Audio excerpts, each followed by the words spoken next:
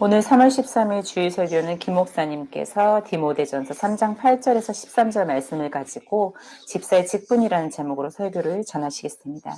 오늘 또 우리 성도님들 가운데 부모님도 오시고 또 형제들도 오고 또 이렇게 해서 많은 분들이 인터스테이트랑 이렇게 오버시스에서 오셨는데 환영합니다.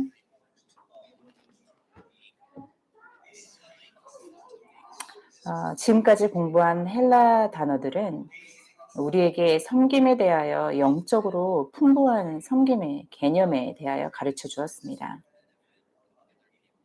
집사라는 단어의 성경적 의의에 대한 진정한 이해를 위해서는 집사의 섬김이라는 상위 개념에 대해서 알고 있어야 합니다.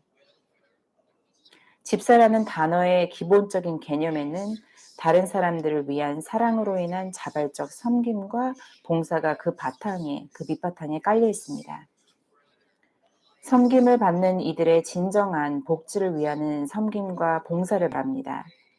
집사의 섬김은 일반적인 섬김의 일들을 포함할 뿐만 아니라 그것을 넘어서 다른 사람의 최고의 영적 복지를 제공하는 것을 추구해야 합니다. 지역교회 그리고 그리스도의 전체 대의와 관련이 있는 집사의 사역은 반드시 영적 동기부여와 함께 그리스도 중심이어야만 합니다. 그 집사의 사역은 그것의 동기와 격려를 그리스도께서 보여주신 자기 희생의 본보기와 그러한 그리스도의 부르심 속에서 찾아야 합니다.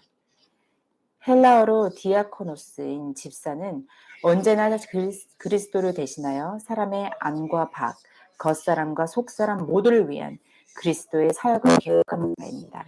그는 사람들의 구원에 관심이 소모적인 섬김이지만 그리스도께서 상 주실 것이라는 확실한 약속이 있습니다. 요한복음 12장 26절에서 예수님께서는 사람이 나를 섬기면 내 아버지께서 그를 귀히 여기시리라 라고 말씀하셨습니다. 아멘. 오늘은 교회 헌법과 교회 정치법에서의 집사 직분에 대하여 간략하게 설명을 드린 후에 집사의 자격에 대하여 심도 있게 다루어 보겠습니다. 집사의 역할들. 아마도 활기차고 건강한 교회 사역의 주된 원동력은 신실하고 경건하며 영적인 집사들이라고 말할 수 있을 것입니다. 목회 사신이 집사의 자기를 가르치고 있는 것도 첫 번째 교회법에서 말하는 집사는 지명 당시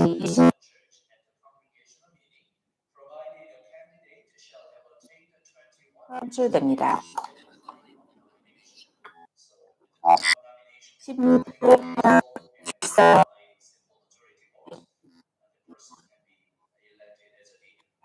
결정에 반대하여 자신들의 교회가 소속된 성서 장로교회의 특정 노예에 선고할 수 있습니다. 불행히도 우리 교회는 노예를 가지고 있지 않습니다. 그래서 현재 우리 교회의 가장 상위 행정 조직은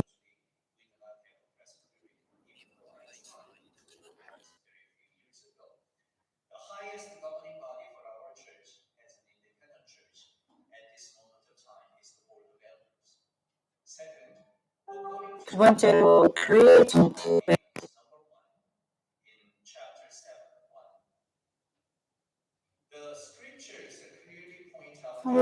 집사들을 가난한 자들을 돌보고 그들에게 사용하기 위해 모금된 물품들을 나누어주는 일을 하는 교회 직책으로 분명하게 명시하고 있습니다.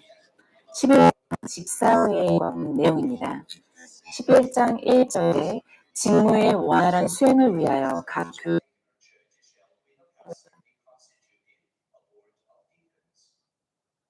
11장 2절 목회자가 집사회의 의장이 되며 목회자가 부재 시 목회자가 임명한 집사가 그 의장직을 대행할 수 있습니다.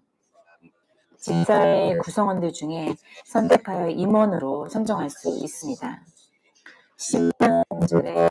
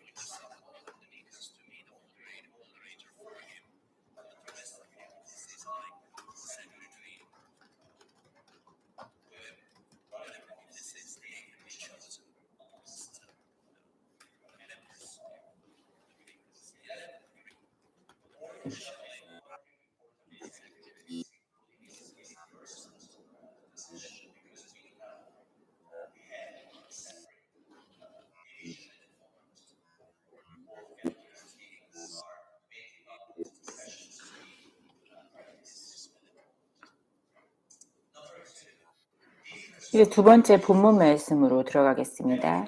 이제 집사의 자격들에 대해서 알아보겠습니다. 집사의 섬김의 본질에 대하여 고려하면서 이제 디모데전서 3장 8절에서 13절 말씀 속에 명시된 집사의 자질들에 대하여 생각해 보겠습니다. 첫 번째, 집사들은 신중한 사람이어야 합니다. 개역개정에서 정중한, 흠정역에서 신중한 사람이라고 번역된 헬라어 원어는 셈노스입니다. 이 단어의 정확한 의미에 대하여 신학자 트렌치는 이렇게 이야기하였습니다. 인용합니다. 셈노스는 이 지상으로부터 부여받은 것이 아닌 믿음의 사람이 가지고 있는 하늘 시민권으로부터 기인하여 주어진 은혜와 존엄성이 포함된 의미를 가지고 있습니다. 존경뿐만 아니라 경외와 예배를 고취시키시는 자질을 가리키는 말입니다. 세속적으로 사용하는 이 단어 셈노스는 신적 존재들이 가지고 있다고 믿어지는 성품을 한결같이 지칭하여 사용하였습니다. 이 단어는 또한 줄곧 환승이거나 그것과 밀접한 관련이 있던 언어들을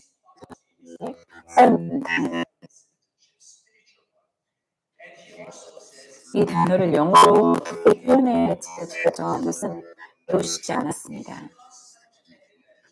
신중함과 엄숙함을 나타내는 그레이브와 그래비티라는 단어는 셈노스라는 원래 헬라어의 완전한 의미를 포함하고 있지는 못합니다. 우리가 셈노스를 표현하기 위해 원하는 단어는 grave와 gravity를 합쳐놓은 개념이며 이 단어들은 경외심을 불러일으키는 단어입니다. 저는 우리가 그에 꼭 맞는 단어를 찾지 못할 것이 우려됩니다. 인용을 마칩니다.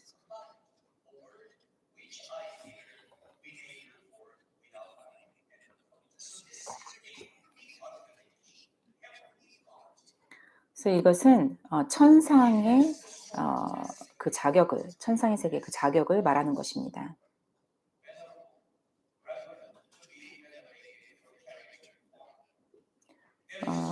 The Enhanced Strong Lexicon 사전에서는 grave라는 단어를 위험 있는, 덕망 있는, 존경하는, 공경할 만한 성품, 고결하고 지조 있는이라는 뜻으로 정의했습니다. 집사의 나이에 대한 언급은 전혀 없어서 집사는 나이 든 사람일 수도 또 젊은 사람일 수도 있겠지만 그는 좋은 평판을 얻을 수 있을 나이의 사람이어야만 할 것 같습니다. 젊든지 나이가 들어든지 간에 그는 경건한 태도를 가지고 있고 그의 고결하고 덕망이 있는 자질로 인해 그의 주변 사람들로부터 존경을 받는 사람일 것입니다. 집사는 그가 섬기는 교회에서 그리스도께 영광을 돌리는 성품으로 다른 집사는 경건하고 신실한 사람이어야만 했고 그의 행실과 성품은 주변 사람들로부터 존경심을 일으킬 만 했을 뿐 아니라 예수 그리스도의 교회의 직분들 중에 하나인 자연의 직분에 대해서도 존중을 받게 할 만한 사람이어야 합니다. 집사들의 이런 수와 성품으로 말미암아 교회와 주님께서 사람들 사이에서 존중을 받으시게 됩니다.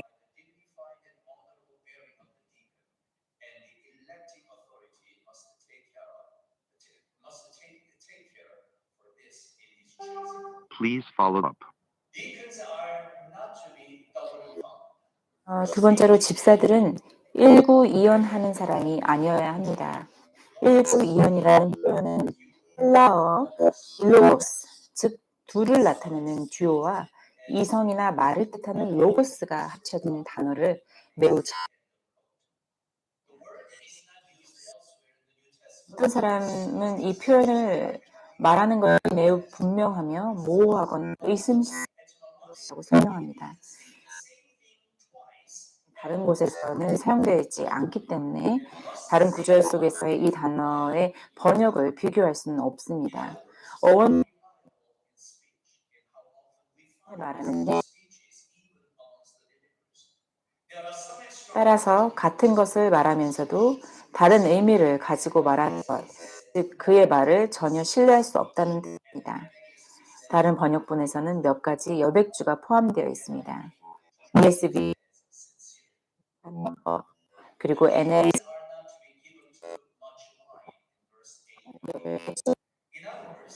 NIV에서는 진실됨으로 변화되었습니다. 세 번째, 집사의 자격은 자기를 많은 술에 내주지 아니하는 것입니다. 다시 말해 와인을 마시는 것이 아주 흔한 일이고 종종 지나치게 과음하는 것 역시 일반이었던 시절에도 절제된 생활을 하는 사람을 말하고 있습니다. 에베소서 5장 18절 말씀에 술 취하지 말라. 이는 방탕한 것이니 오직 성령으로 충만함을 받으라. 이것이 교회 전체를 위한 규칙이라면 집사에게는 얼마나 더 지켜져야만 하는 규례이겠습니까? 네 번째로 더러운 이익을 탐내지 아니하는 것이 집사의 네 번째 자격입니다. 집사는 탐욕스러운 사람이거나 사람이 되어서는 안 됩니다. 문자 그대로 비도덕적인 이득에 대한 탐욕을 말합니다. 디도서 1장 7절 말씀에 감독에게 기대되는 것은 더러운 이득을 탐하지 아니하는 것이라 하였습니다. 오늘의 본문에서는 이익을 얻기 위한 비도덕적인 탐욕을 부리지 말라고 말하는 것입니다. ESV에서는 부정직한 이익을 탐내지 않으며 NASB에서는 추악한 이익을 좋아하지 않으며 NIV에서는 부정직한 이익을 쫓지 아니하며 라고 말하고 있습니다. 다섯 번째, 집사는 깨끗한 양심에 믿음의 비밀을 가진 사람이어야만 합니다. 그들은 믿음을 가진 사람이어야 하며 믿음과 복음의 모든 위대한 진리들을 가진 자로서 깨끗한 양심을 가진 사람이어야만 합니다. 혹자는 이야기하기를 깨끗한 양심이 없이는 깨끗하고 명확한 시야를 가질 수 없고 영적 진리를 정의롭게 이해할 수 없다라고 말합니다. 집사들은 그들의 행동과 처신 그리고 그들이 가진 기독교 교리들로 그들의 믿음을 보여주는 사람이어야만 합니다. 그래서 그들과 함께하는 그 믿음이 그저 교리와 신조를 읊조리는 것을 넘어서 그들 삶 속에서 실제적으로 작용하는 것이라는 것을 증명해야만 합니다.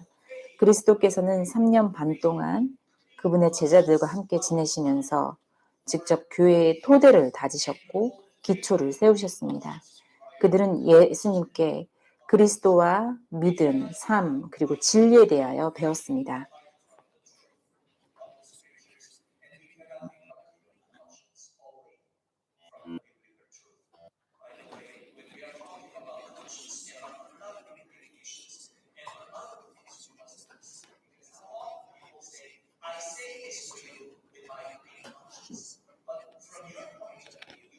디모데후서 3장 10절에서 바울은 디모데에게 실질적인 행동하는 진리를 말해 주었습니다.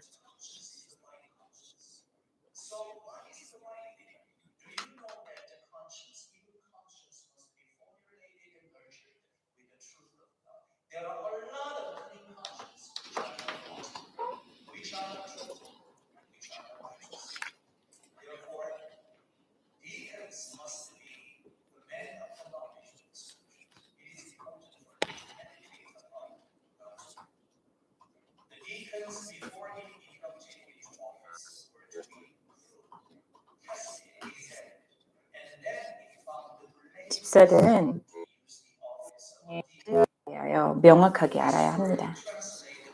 여섯 번째, 집사들은 직책을 맡기 전에 먼저 시험과 검증을 해보고 집사의 직분을 수행하기에 책망받을 것이 없는 것으로 증명된 사람이어야만 합니다.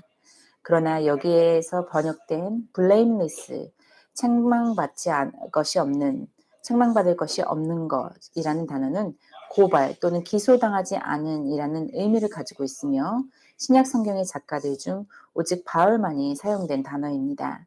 이 단어는 그의 서신들에서 5번 사용되었으며 골로새서 1장 22절에서 한 번, 책망받을 것이 없는으로 번역된 것을 제외하면 다른 4곳에서는 모두 blameless, 흠이 없는 것이 사용되었습니다. 트렌치 대주교는 이렇게 말하였습니다. 인용합니다. 그것은 단순한 무죄가 아니라 그에 대한 어떠한 고발이나 비난조차도 확인된 것이 없어야 한다고 말한 크리소스토모스에 의해 정확하게 설명되었습니다. 책망받을 것이 없는 이라는 말은 인간의 주관적인 생각과 추정 안에서 그러하다가 아니라 객관적인 세계의 사실에 근거해서 그러하다라고 말하는 것입니다. 이것은 플루타르크가 알로이드 토스라는 단어와 연결하여 묘사한 어떤 자질을 가리키는데 이 말은 곧 책망받지 않은 따라서 외부에 있는 자들, 교회 밖의 사람들로부터 좋은 평판, 선한 근거를 얻는 사람이라고 말하는 감독이 가져야 하는 자질과 비슷한 것으로 말하고 있습니다.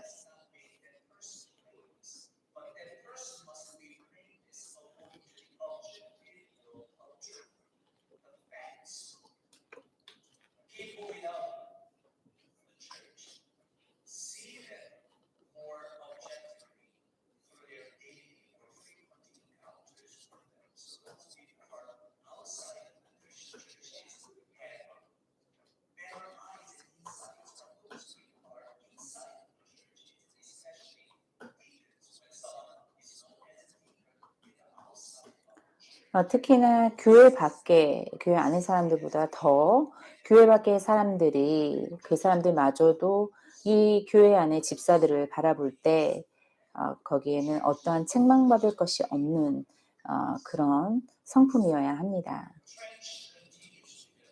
트렌치는 자신의 교회 의식에 대하여 다음과 같이 언급하며 계속 말을 이어갔습니다. 계속해서 인용하겠습니다.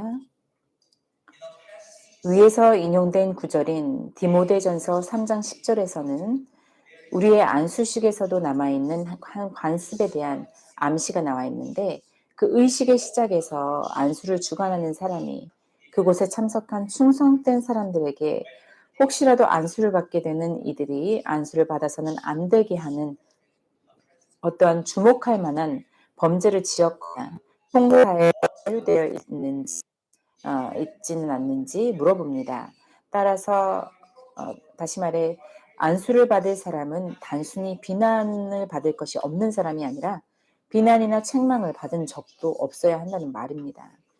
단순히 어떠한 소송에서 자유로울 뿐만 아니라 그곳에 모인 사람들 중에 누구라도 안수를 받을 예정인 사람에 대해 인용될 어떤 고소의 내용을 제시하게 된다면 적법한 절차를 통해 그 일이 낱낱이 살펴질 때까지 안수식을 더 진행해서는 안 됩니다.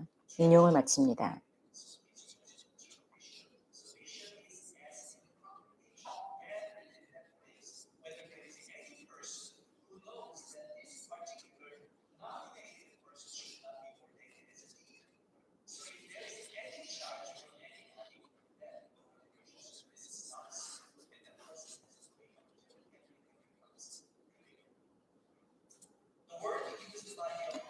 이것에 따르면 사도들이 사용한 그 단어의 의미는 집사는 책망할 것이 없어야 할 뿐만 아니라 책망을 당한 상태에 있지 않은 사람이라는 뜻입니다. 그는 좋은 사람일 뿐만 아니라 좋은 평판을 가진 사람이어야만 합니다.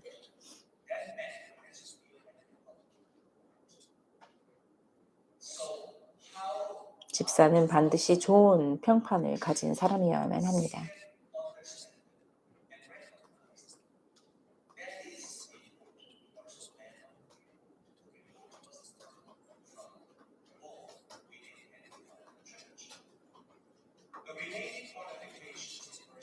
일곱 번째 12절에 나온 남겨진 마지막 집사의 자격은 가족 관계에 관한 것입니다.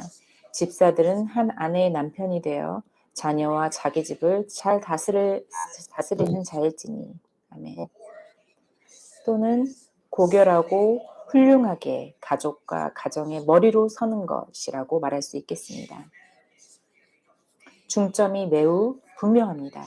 즉, 이 직책을 맡고 있는 사람들의 가족 관계는 칭찬받을 만해야 합니다. 예를 들어 그들 자신이나 교회에 비난을 초래하지 않아야 합니다.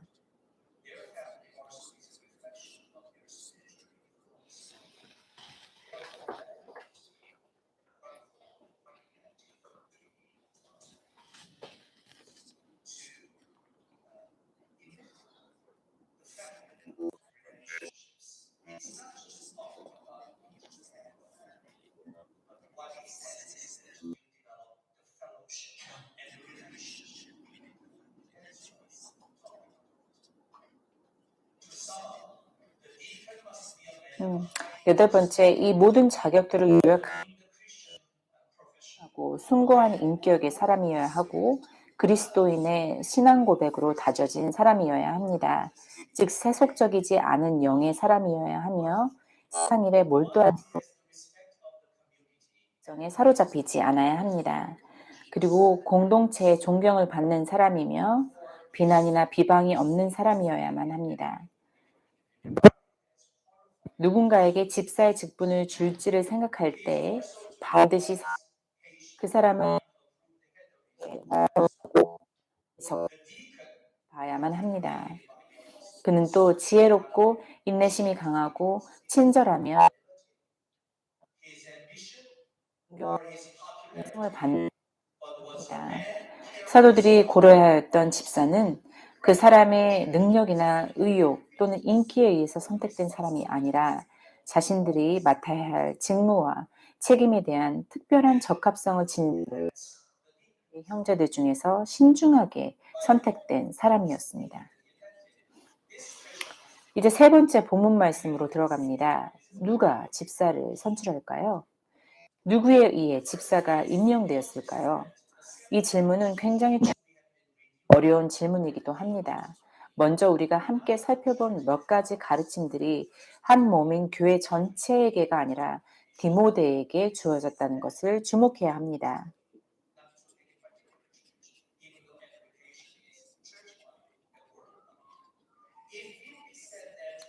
이 가르침이 디모데를 통해 교회에 주어진 것이라고 보더라도 사도들은 디모데를 통하여 교회에게 주어진 담의 교훈들을 따르기를 기대했습니다.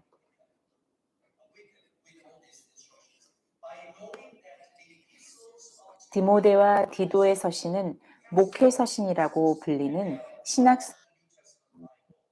바울이 디모데와 디도에게 쓴 편지는 모든 교회를 위한 것임에 틀림없습니다.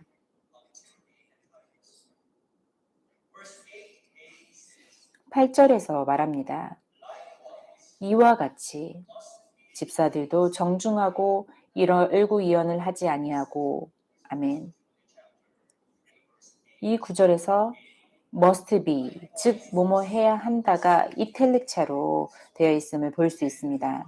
그러나 주된 번역본 ESV와 NASB 번역본에서는 KJV와 같은 표현을 사용하지만 NIV에서는 must be가 아닌 are to be라는 같은 의미의 다른 표현을 사용하고 있습니다.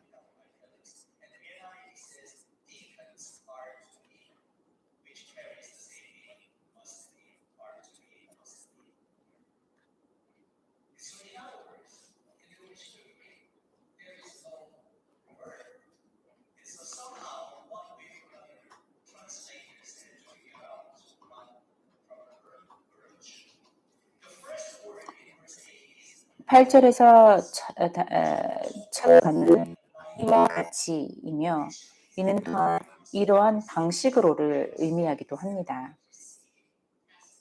이것은 앞 구절에서 말하고 있는 것이 지금 살피려는 8절의 의미를 이해하는 데 있어 중요하다는 것을 뜻합니다.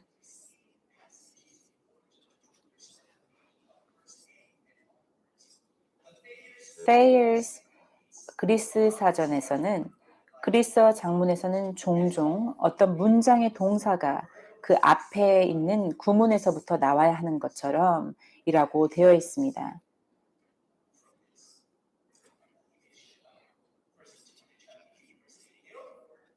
그러므로 8절에서 필요한 동사는 앞구절인 2절에서 나온 것입니다. 2절과 8절에서 나오는 must라는 단어는 분명히 사도가 장로나 집사와 같은 교회 재직자들을 임명할 때 그의 마땅한 필요사항을 듣고 순종하기를 기대했음을 시사합니다.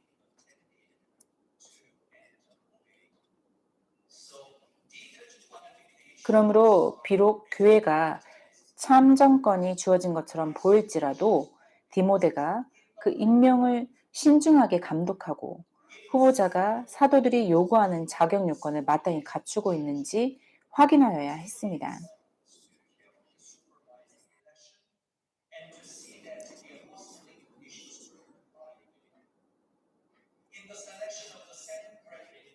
사도행전 6장에서 7 집사들을 선택하는 과정에서도 사도들은 최종 승인을 받기까지 이 일들을 자신들이 직접 다루었고 교회를 향해 너희 형제들아 너희 가운데서 성령과 지혜가 충만하여 칭찬받는 사람 7을 택하라. 우리가 이 일을 그들에게 맡기리라 라고 말하였습니다.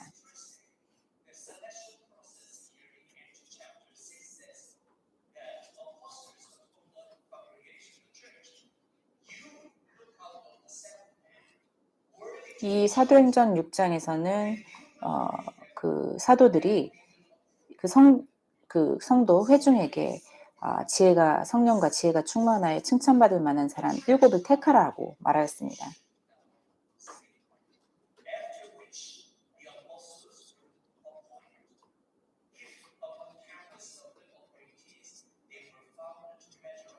그리고 그 후에 사도들이 승인을 하였다고 말합니다.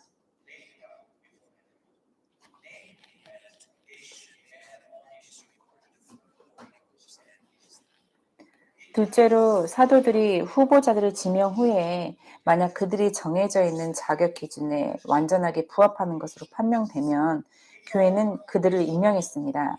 그들은 성령과 지혜가 충만한 사람이어야만 했습니다. 이러한 모습은 교회의 적절한 형태의 운영체계가 있었음을 보여줍니다. 우리 회중의 정치는 신약성경 모델의 범위 내에서 유지되어야만 하고 교회의 장로들이 이 기준에 합당한 자들을 집사로 임명해야만 합니다.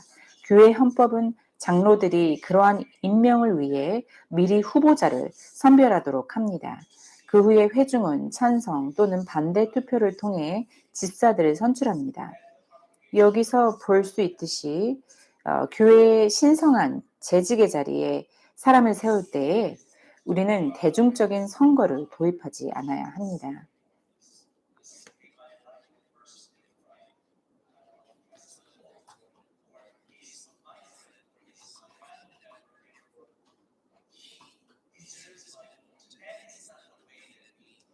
우리는 그 후보자가 나와 친하기 때문에 혹은 나와 개인적인 친분이 있기 때문에 내가 좋아하기 때문에 그 사람을 뽑는 것이 아닙니다. 우리는 사도행전 6장이 집사 임명에 대한 것이 아닐 수도 있다고 나눴지만 전체 신약 가운데 이 구절은 집사를 임명하는 방법에 대해 조금이라도 암시를 줄 수 있는 유일한 구절입니다. 회중은 그 직분에 맞는 자격에 따라 사람들을 임명했고 사도들은 그들을 승인했습니다. 집사 임명이 전체 회중들이 선호하는 인기 있는 자나 변덕이나 편견에 절대로 영향을 받지 않는다고는 할 수 없습니다.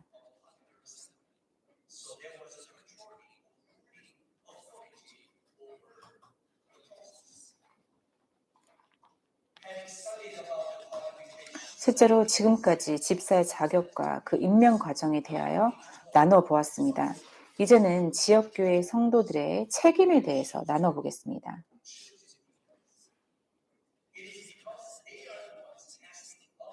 집사들을 임명하기 위해 투표를 행사하는 사람들이 바로 이 성도들이기 때문입니다. 우리 집사님들이 교회 사역에 참여하는 것을 생각해 보시기 바랍니다. 이들은 재정적인 문제에서부터 교회의 규율에 이르기까지 교회 운영에서 중요한 결정들을 내리고 있습니다. 그들은 또한 교회 재정의 분배와 교회 활동을 위한 결정들을 내립니다. 사도행전 6장에 나오는 예루살렘 교회를 생각해 보면 사도들이 자신들을 도울 만한 사람들을 뽑아야 할 필요성을 느꼈음을 알 수 있습니다. 이들이 하게 되는 일은 과부들을 도울 재정을 분배하는 일이었습니다. 어떤 이유에서였는지 사도들의 주요 사역을 곤란하게 할 정도로 히브리인과 헬라인 과부들 사이에서 분쟁이 있었습니다. 바로 이 일을 해결하기 위해 교회는 6장 3절에서 언급된 평판이 좋고 성령과 지혜가 충만한 7명을 임명한 것입니다.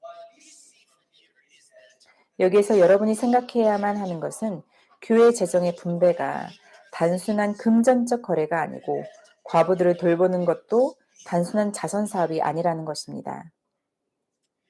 교회 재정 분배를 재정적 거래로만 생각한다면 교회의 재정 문제를 잘 알고 있거나 경영학이나 재정학 학위를 소유한 사람들 중에서 재무를 담당할 사람을 선택할 것입니다.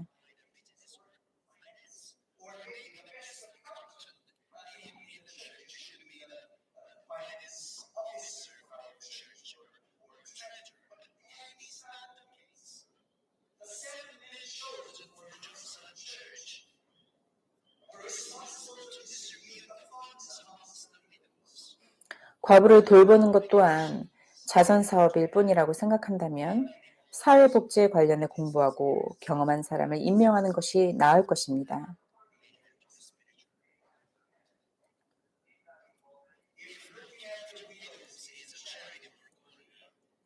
사도들과 예루살렘 교회가 찾는 이들은 이러한 경력의 사람들이 아니었습니다.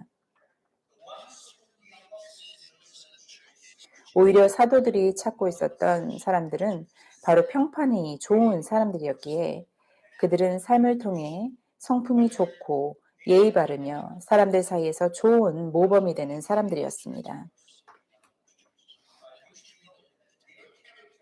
평판이라는 것은 얻어야 하는 것이지 강요할 수 없다는 것임을 알기를 바랍니다. 만약 사람이 오랜 세월에 걸쳐 다른 사람들 앞에서 자신을 증명하지 못했다면 그는 좋은 모범을 보였다고 할 수 없습니다.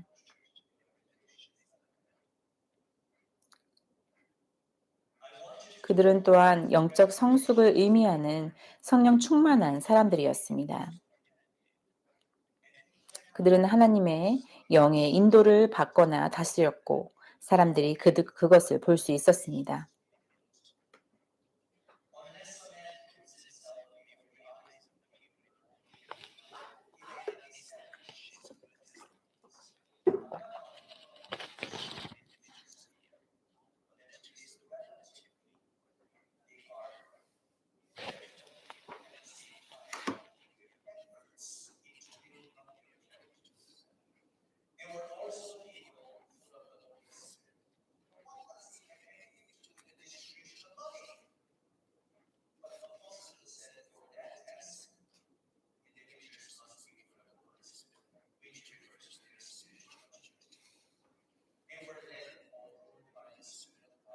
그리고 이들은 또한 지혜가 충만하였습니다.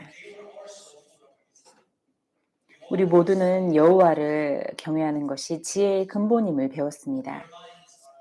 그들의 마음은 하나님의 말씀으로 다듬어지고 양육됩니다. 그러나 심지어 교회 안의 사람들마저 경건함과 독실함보다는 전문성과 지식을 추구하는 것을 볼 수 있습니다. 목사, 즉 감독이 다른 일로 인해 방해받지 않고서 말씀의 사역과 기도에 전념할 수 있도록 하는 것이 집사를 세운 목적이었습니다. 이것은 비록 출원에 불과하지만 정당한 출원이라고 생각합니다.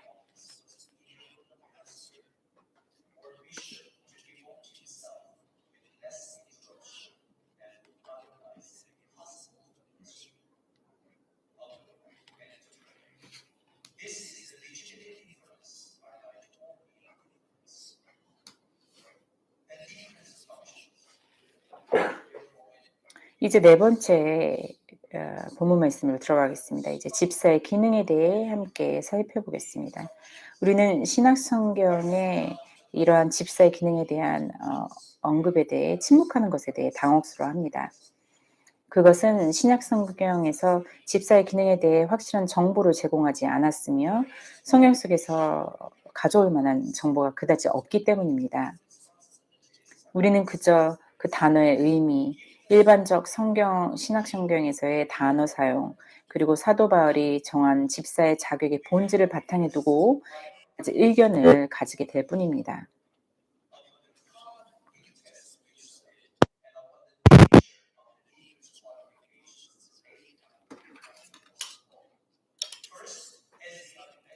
먼저 단어 자체의 어원에 관해서는 첫 번째로 빈센트의 단어 연구에서는 다음과 같이 쓰여졌습니다.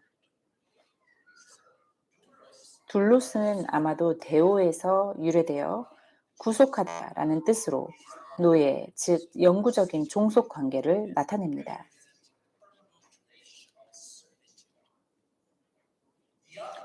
디아코노스는 아마도 추구하다라는 뜻의 디오코와 같은 어원에서 유래한 말로서 관계에서가 아닌 그가 하는 일을 통해 종임을 나타냅니다. 이 단어는 노예와 고용된 종 모두를 포함합니다.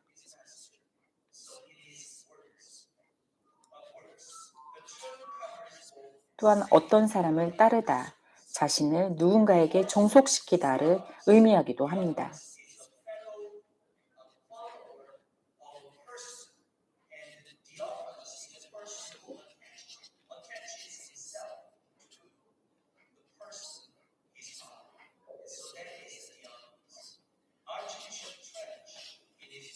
트렌치 대주교는 그에 져서 동의어에서 조금 전에 말한 것과 동의하지만 조금 더 분명하게 말했습니다. 그가 말하기를 한편으로 디아코노스와 둘로스 사이에 차이점이 있는데 이는 디아코노스가 이를 위해 활동하는 의미에서의 종을 의미한다면 둘로스는 그의 관계성에 있어서 노예됨을 더 부각시킨다라고 말하였습니다.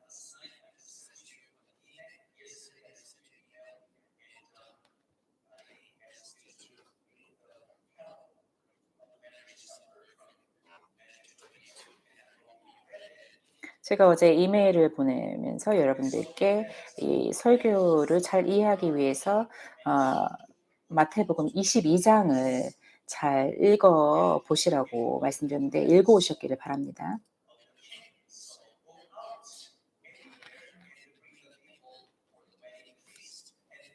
그리고 그는 마태복음 22장에 나오는 혼인 만찬의 비유에서 하객을 데려오는 사람은 왕의 둘로스의 복수형인 둘로이이고 혼례복을 입지 않은 사람에게 형을 집행하는 사람들은 왕의 다이아코노이라고 말하였습니다. 둘로스와 구별되는 디아코노스의 뜻은 그러므로 개개인의 섬기는 자라는 개념이며 교회 직분에 적용됩니다. 그것은 집사가 교회 섬김의 영역 내에서 감독이나 목사를 돕는 사람임을 암시합니다. 이미 복음서와 서신에서 많이 인용된 구절들은 일관되게 디아코노이의 섬김이 어떤 섬김들이었는지에 대해 말해주고 있는데 집사들은 장로들을 돕고 또 보조하는 일들을 했습니다. 교회라는 영역 내에서 집사가 가진 의무와 직분은 그가 섬기는 교회가 가지고 있는 거룩함에 의해 성화되고 거룩해집니다. 집사의 성품은 그 직분의 존엄성에 부합하고 그것을 유지해야 합니다.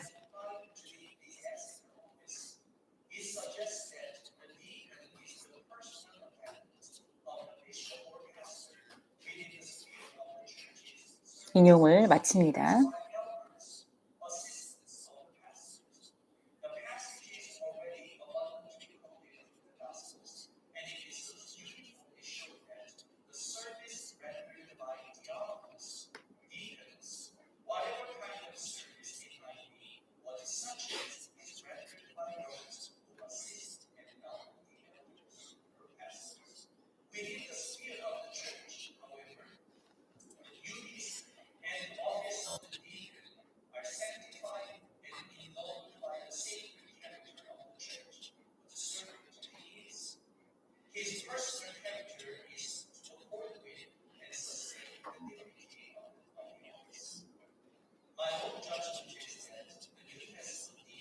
제 판단은 신약의 집사들은 교회의 다양한 섬김을 행했던 사람들이었고 감독이나 장로들의 감독과 지시하에 있었다고 생각합니다.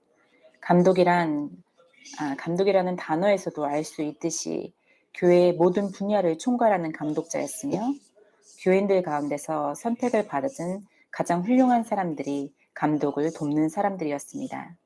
그것은 목사가 성찬식을 집도하고 진례에 대한 책임이 있지만 섬기는 데에는 교회의 여러 형제들의 도움이 필요하다는 것을 의미합니다.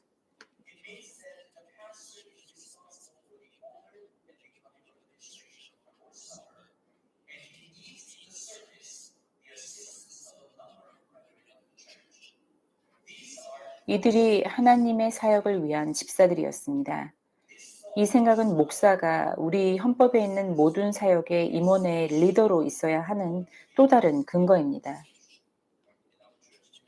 예를 들어 주일학교 사역을 하는데 이것은 매우 중요한 사역입니다. 존 집사님은 이 사역 기관의 감독관으로 있습니다. 제가 감독관으로 있는 것이 아닙니다.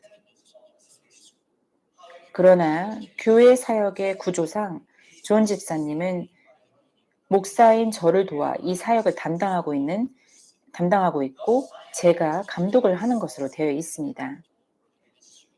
따라서 저는 궁극적으로 이 사역을 책임지고 담당하고 있는 것입니다. 집사들은 교회의 사역을 위해 받은 권한을 가지고서 목회자들을 돕고 있습니다. 그래서 집사님들은 목사님과 같은 신앙을 가져야 하고 목사의 성경적 견해와 관점을 이해해야 할 필요가 있습니다.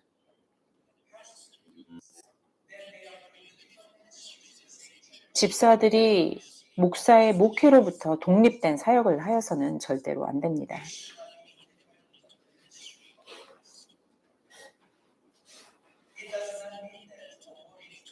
두 번째로 신약 성경에 따르면 현재 우리가 여러 위원회야 그 임원들에게 맡긴 교회 여러 가지 일들이 우리가 집사로 선출한 소수의 형제들에 관리된다는 것을 의미하는 것은 아닙니다. 이것은 모든 종류의 교회의 일을 소수의 사람들 손에 맡기려는 것입니다. 그리고 소수의 사람이 그 모든 것을 주관하는 것은 바람직하지 않습니다. 집사라는 단어가 신약 성경에서는 지금 우리가 허용하는 것보다 훨씬 더 넓은 적용 범위를 가지고 있습니다. 집사들은 교회에서 신실한 남녀를 찾아 직무를 위임함으로써 사역이 더 효율적으로 되고 더 많은 사람들이 다양한 사역들을 위한 훈련을 받게 해야 합니다. 우리가 주님을 위해 하는 사역에는 세속적이란 것은 없습니다. 예를 들어 교회의 재정관리, 재산에 대한 감독 등은 성만찬식에서 떡과 잔을 나누어주는 일을 하는 것만큼이나 영적인 의무입니다. 셋째, 집사의 헌신적인 사역은 목회자의 효과적인 사역을 위해 절대적으로 필요합니다. 목회자의 직무가 증가함에 따라 그 일부를 덜어주기 위해서 또한 목사가 영적인 측면에서 더 자유롭게 말씀 사역에 집중할 수 있도록 업무의 부담을 분담해 줄 수 있는 집사의 임명이 필요합니다.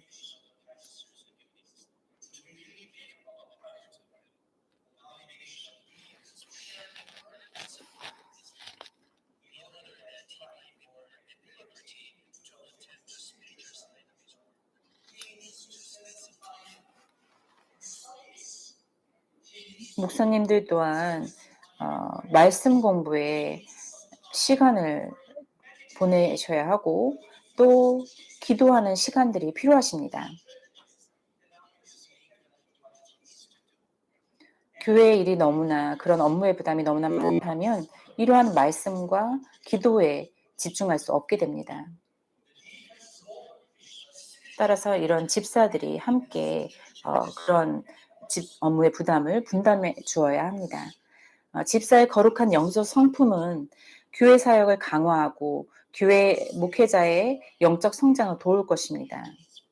이것이 바로 집사로 선출되는 사람들이 자격을 갖춰야 하는 이유일 것입니다.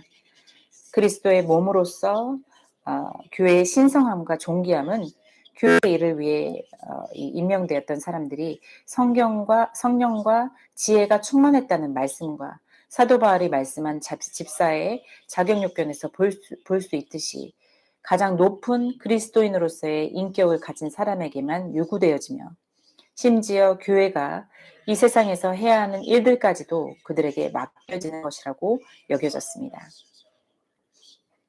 교회에 관련하여 집사들은 목사의 동료들입니다.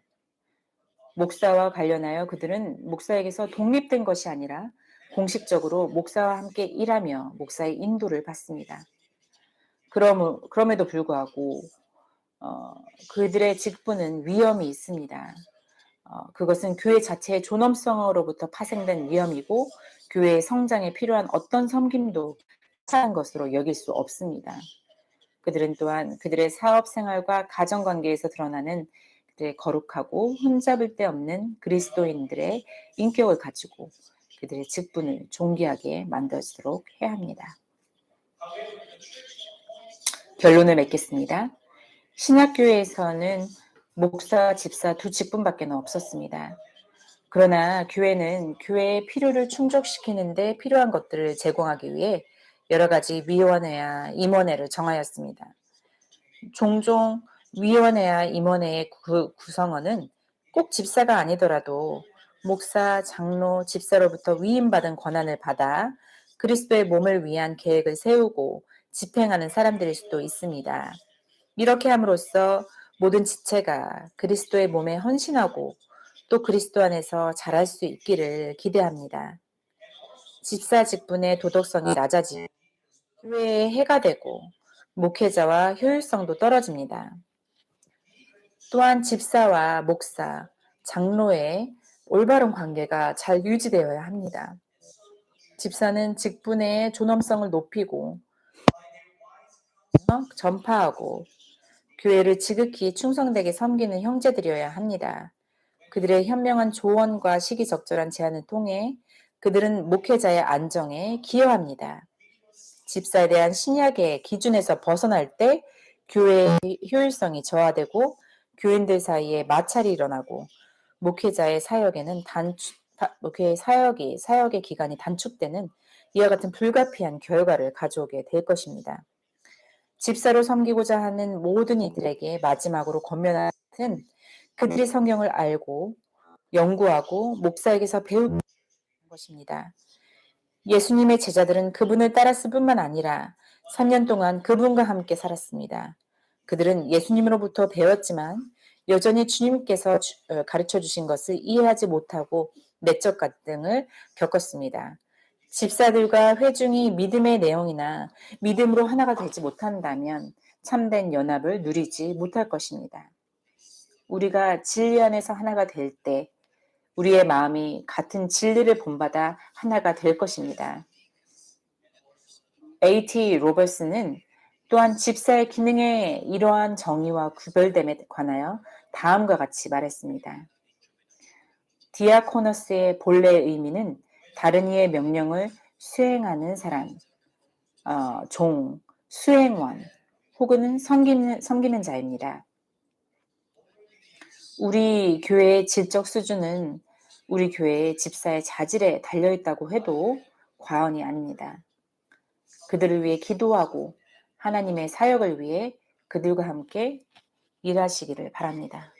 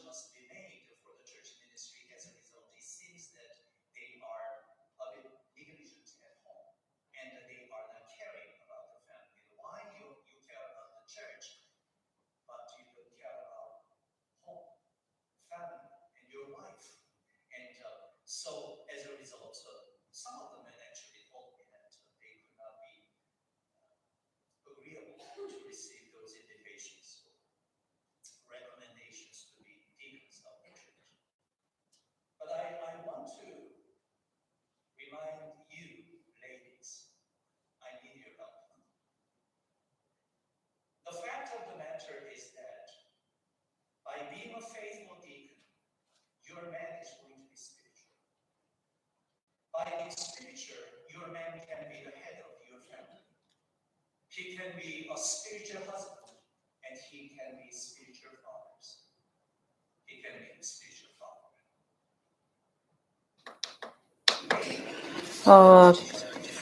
제가 집사를 임명할 때 간혹